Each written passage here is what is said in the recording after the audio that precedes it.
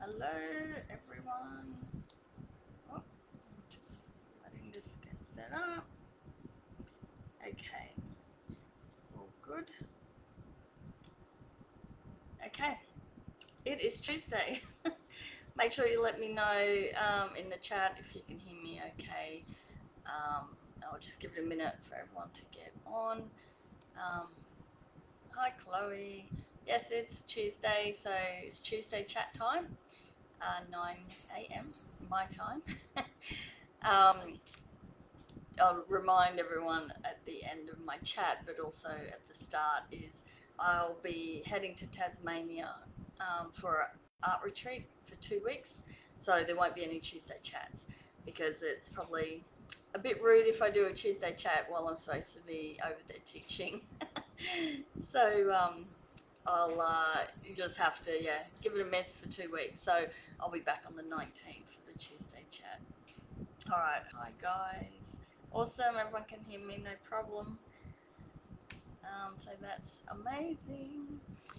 It's a beautiful day here, very nice. Still hot, but I think outside of my studio is probably much nicer. I think there's a breeze.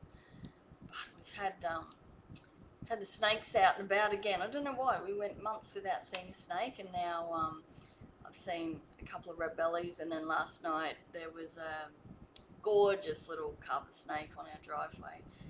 So yeah, it must be the weather. Maybe it was too hot before. I don't know where they were, but now they're out and about again. So anyway, all right. So today I wanted to talk about sort of getting into the right headspace to sell your work before you even sell your work. So maybe the next Tuesday chat on the 19th, we'll talk a bit more about pricing your work. Oh, really, Vivian? You're the same. No snakes until this past week. Yeah, it's crazy. I don't know what's going on there. Anyway, so yeah, maybe the next Tuesday chat I'll talk more about actually pricing your work. But today I thought I'd just chat a little bit more about getting the headset right to sell your work, your mindset right. So you know, it's a bit to get into the right frame of mind to ask for money for your work. Okay, so the value of artists and their work is very important. So I find it's a shame how often artists always seem to get the short end of the stick when it comes to budgets and support. It's like we're the afterthought in the world that should be celebrating our contributions to the intellectual, spiritual, and creative realms, because it is important. You just look around you, art is everywhere. So when you stop and actually look, pretty much everything has been designed by an artist, architecture, or an architect, commercial design, graphic design, digital designers, just all forms of art. Everything you see around you, it's not just the beautiful images that you might see painted on a silo or something. You think straight away that's an artist, but everything, the flyers for the new movie coming out, or just your traffic signs, like your street signs. I'm sitting in my studio, the garage door here, that was designed by an artist at some point. The buildings we live in, everything boils down to a designer or an artist has started that in some way. We've had our hands in that. Okay, so we are very, very important when it comes to everything in the world. So without art, we wouldn't have a lot of what we have. I think we're also the creative thinkers too as artists. So things that you might not think of, that you can't actually see, but an artist has come up with the idea. It's like right at the start. A lot of entrepreneurs are very creative, I suppose. So I've also seen it time and time again where businesses splurge on the fancy setups for their patrons, but skimp out when it comes to compensating the artist that's made it possible. And what's worse, I think, is because we see that mindset from businesses, we start to believe it ourselves that what we do isn't really worth that much. So like they'll spend a fortune on, say, the venue and the lighting and the food and all of that, but then they want to save money on the design side, like the invites and the promotional flyers. Like they really scrimp and save on that. So I think that does get us in that mindset of where our work isn't that important. I saw it firsthand as a sign writer.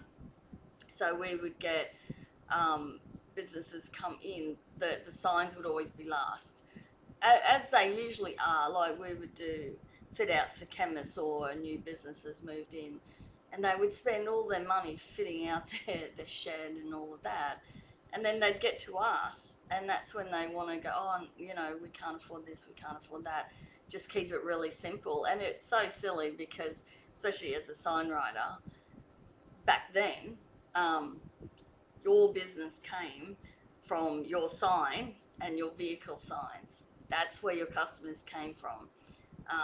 So they would, set up this beautiful business and the shop would look amazing, but they weren't attracting customers because they were hardly spending any money on their signs.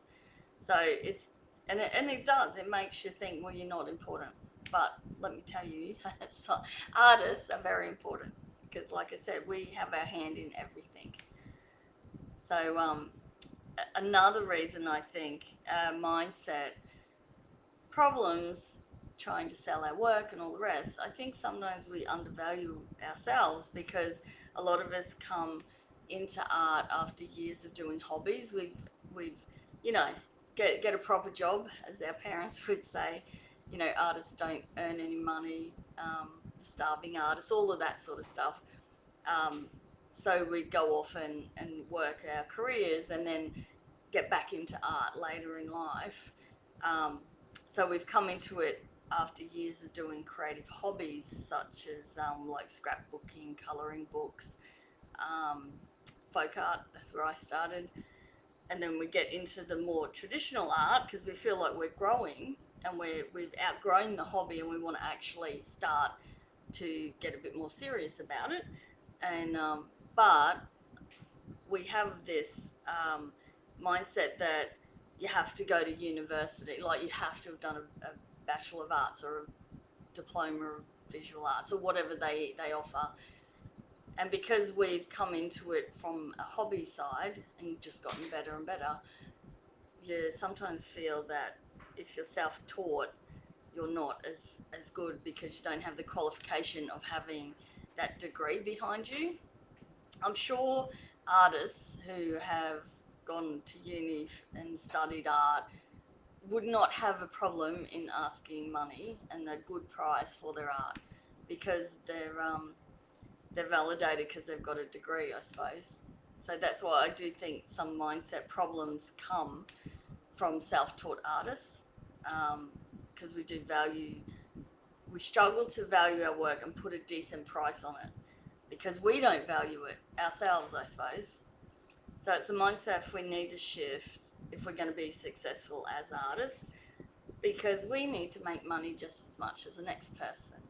So art's a skill, and when you've perfected it, you should be getting paid accordingly. So that's where I think the difference is. And I know myself, I'm self-taught. I'm talking about myself when I talk about all the hobbies and coming into it.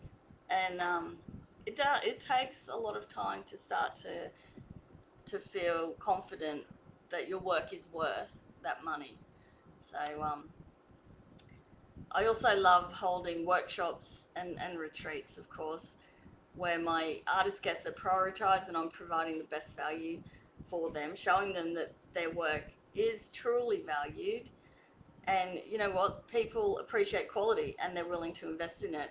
So I like to do that in my workshops and the retreats. I offer beautiful gifts and they just have a wonderful time the whole way through, even my workshops.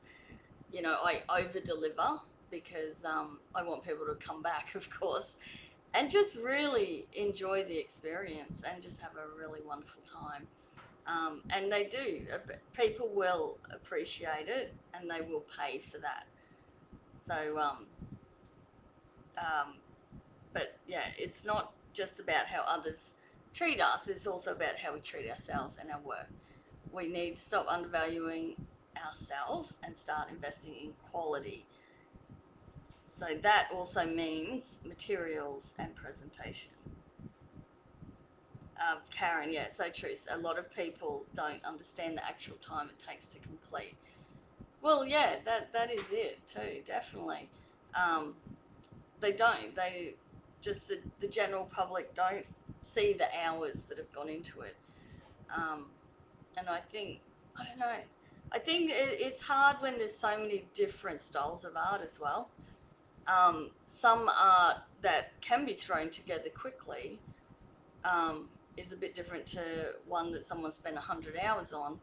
But in saying that, if a painting looks beautiful and it's a bit more abstract, I suppose, they don't see the hours that have gone into the training that that artist has had to be able to make it look like it was thrown together quickly. To be able to do that, you have to be really highly trained. It's not just luck that you've thrown some paint on and it looks good. So there's all that past training, the years of study that's gone into it. So yeah, definitely people don't get that at all. Vivian, definitely to buy more art materials is quite an investment to create quality products, let alone the skills developed and applied. Do you and others tally the hours put into a work? I used to, Vivian, I used to count the hours when I was doing pet portraits because I'd like to try and work out a pricing structure, which, as I said, when I come back after Tassie, the next Tuesday chat, we'll talk more about actually pricing and the different ways. And one way is, of course, to count your hours, but that can be hard as a beginner because, of course, you're going to take a lot longer. But yeah, so we'll talk a bit more about that. But I like to know an average pet portrait for me was around 10 hours. So I like to know that just for my own, I could set aside 10 hours over a week or so to do it. But also it helped me with sort of working out pricing and that. So, but yeah, so of course it is, if you want to sell your work and have it regarded as good quality, you have to start with your materials, of course, and your presentation. So, so your sorry, I'm trying to read my notes here. Okay, so this goes for your advertising, a website, or your market stall. If you have a market stall, anything to do with selling your art, you've got to make sure it looks really professional and that you're on brand. So make sure everything aligns. So if you want your brand might be really bright and poppy, then keep that style across it all, or you might want your brand to be more calming and relaxed. So the colors you choose and everything for your website, all of that, and always make sure your market stall is set up nicely and looks really nice and neat and inviting for people to come in as well. And then, of course, materials are really, really important. I always say you really should, when you're first starting out, it's fine to use some cheaper stuff, but you make it a bit harder on yourself. It really is. It's, I can't remember the saying now, but it's about to do with investing. You buy it once. It was to do with my husband was talking about he only buys really good quality tools. So I think he said you buy once, you cry once. So you only have to buy it once because it's really good quality, and yeah, you only cry once over the cost it was to buy. And it's sort of similar to good quality art supplies. If you're using the good quality art supplies, you'll have an easier time at creating that art.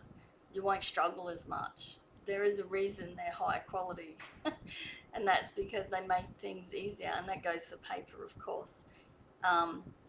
So you might save yourself a few dollars, but you're probably adding hours of frustration trying to learn it. Whereas if you've got the right quality stuff, you'll learn it a lot easier.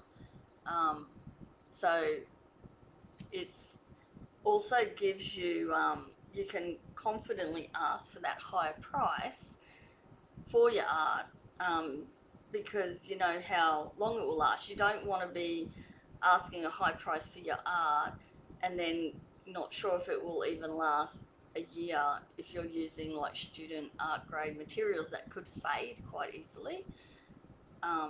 So if you're using good quality materials, you're confident, you can sell your art, you can tell them how great it is, and you use the highest quality, and you're confident in the quality of your artwork, so you can confidently ask for the high price.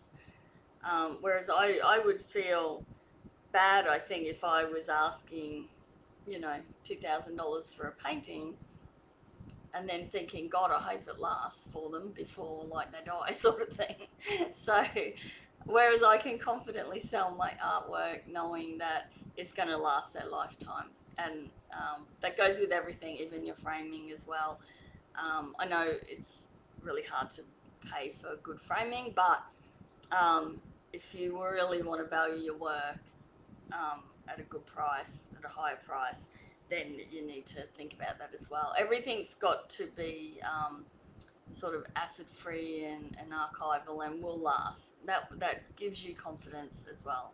So, Wes was saying May was buying cheap paper. Yeah, Karen, definitely. The paper, especially with pastels, it is all about the paper. That's for sure. All right, so I also want to just talk a little bit about mindset as well. So we can't expect others to value our work if we don't value it ourselves. We need to shift our thinking from scarcity to abundance, recognize that our creativity has immense worth. So no more limiting beliefs making us feel small. We're going to be confident, we know our work's amazing, and we're going to let the world know. All right, so your work matters. It's not just about what it is now, but what it can become, I suppose. So you're constantly evolving, constantly bringing beauty and connection to the world, and that's something to celebrate. So really take a moment to internalize this. Believe in the value of your work, because others will too. And remember, you're not just exchanging money for a product, you're exchanging it for joy, inspiration, something that enriches their lives and adds beauty to their homes, of course. So yeah, really know that you're offering a great service. That's what I was talking about last week, about finding your customer. So this sort of all rolls into that. Yes, we are amazing, Karen, definitely. So I listen a bit to Emily Jefford's podcast, and these were a couple of money affirmations she put, and I thought this would be perfect. So, my work brings value to the world. What I do is not silly or weightless, it's impactful and worthy. I will value my work so others can value it as well. That's pretty straightforward. If you don't value it, who is going to? When I'm paid for my creative work, buyers are not exchanging money for disappointment or negativity, they're exchanging money for joy. My work is worth the fuss. Okay, you've put hours of work into your paintings, so they are, of course, worth it. And not just, don't think of it as that one painting. Think of all the paintings you've done to get to where you are. You're constantly evolving and getting better and better. So it is all of that time and education that your customer is paying for. They're not just paying for that painting, they're paying for all of your training and everything you've put into it. Okay, now this one, this affirmation is mine. I like this one. Money is made round to go round. So I've always sort of been in that headspace, because it is something that we have to really work on, because if we scrimp and save every single dollar and we keep it, tied under our bed or in the bank or wherever, you're saving, you put money right on this high pedestal that it is worth so much. And I know to some, money is very important. It's important to live on, but you really need to get it off that pedestal and open yourself to money comes in and money goes out. Okay, so we're more willing to give more freely as well if we have those that mindset of, as money, if you give out, money comes back in. It's like I said, it's made round to go round. So if you give easily, you can accept money more easily without that ick feeling. I still get it sometimes, but it's hard when you're first selling your work. You're sort of like, is it worth it? And then when someone does want to buy it, you're like, oh my God, someone wants to pay that sort of money. But it's also like if someone offers to give you $50 for something, you're like, oh no, don't worry, it's all right, don't worry. And but you should be going, yes, thanks, I deserve that $50 or whatever. So it's getting, again, being able to accept money easily. And not sort of feel bad about it. So that as well is another mindset thing we have to get over. Knowing our work is worth it, and confidently accepting that money and knowing they've got a bargain. So you feel like, it's a great painting, it's worth every cent, and thank you for your $500. I appreciate that very much. There's another artist I listen to as well sometimes is Bonnie Christine. She's a surface pattern designer, and in one of her podcasts she mentioned that she gives 10% of her weekly wage to charity, and she's done it since she first started working.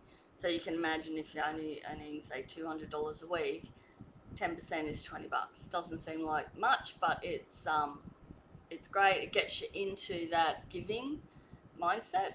So she makes you feel good and all the rest of it. But now she's earning multiple millions a year. She still gives 10%. So that's probably, I don't know, say if she earned 10 million, she gives 1 million to the charity, which that's a huge amount of money.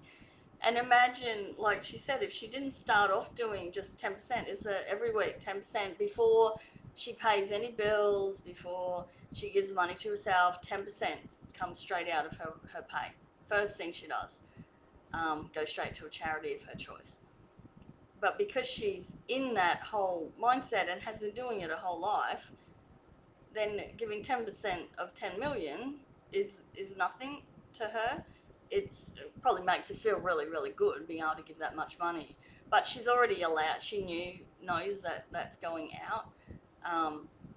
So whereas if you just started and if you're already a millionaire and you said, oh, I'm going to give 10% to charity every week or whatever, or each year, trying to give that much money is hard. So I really liked her idea of doing that right from the start.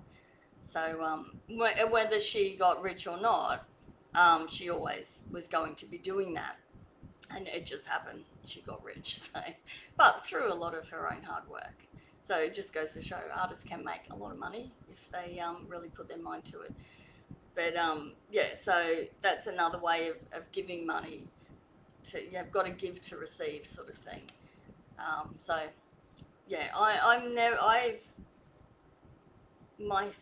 suppose I've never been that hung up on money. I've always said money's round to go round. So I don't give 10% to charity every week, but I suppose I don't have it on a huge pedestal. Put it that way. I'm not too worried as long as I'm making money. Like we live on a farm, we got rid of everything. We have no debt. That's the biggest thing, I suppose. But we don't spend a lot. So we only work to what do they say? You work to live, not live to work. So yeah, we only work to live. So I do my art business, which I love, and to me that isn't work at all. It's just a lot of fun. And my husband only works about three months a year just to cover the bills. So so that's what I mean. Money's not a huge driving force for me, never has been. So that's why I think it's a really important lesson before you even start selling your work. You've got to get your mindset right on that and not be too hung up on on money being really high up on this pedestal. Yeah, and like I said, you got to give it to receive it, and know that you're worth every cent you're asking. So takes dollars to make dollars. Yeah, definitely, Karen. Yeah. So yes, so that is pretty much all I wanted to chat about today, because I thought, well, we were talking about customers last week. We'll talk about getting your head right to sell this week, and then when I come back from Tassie, we'll talk more about actual pricing your work and some different ways you can do that, because it is always hard, especially when you're first starting. Like I said, you're always feeling like, oh, it's not really worth this and worth that, but believe me, it is. So yeah, we'll figure out some easier ways, so you're not just plucking a figure out of the air. You can confidently work out a price and be happy with that price, and of course it just goes up from there. So all right, so I just want to end with keep creating, keep believing, and know that you're worthy of all the success that comes your way. So like I said, Tuesday chat will be off for 2 weeks, and I'll be back on the 19th of March. So all right, thank you everyone for watching. If you're watching the replay, definitely pop a comment in if you have something to add to this chat. For all the others on here that are in my membership, I'll see you probably tomorrow at Creative Play. What's I got? I'm busy prepping the house for the house sitter and packing for Tassie. Wonderful, wonderful, wonderful. Yep, cannot wait to get out of this heat. That's it for me. I will, Vivian. Thank you. All right, guys. I will see you in a couple of weeks. Otherwise, I'll see some of my members tomorrow at Creative Play. Okay, bye, guys.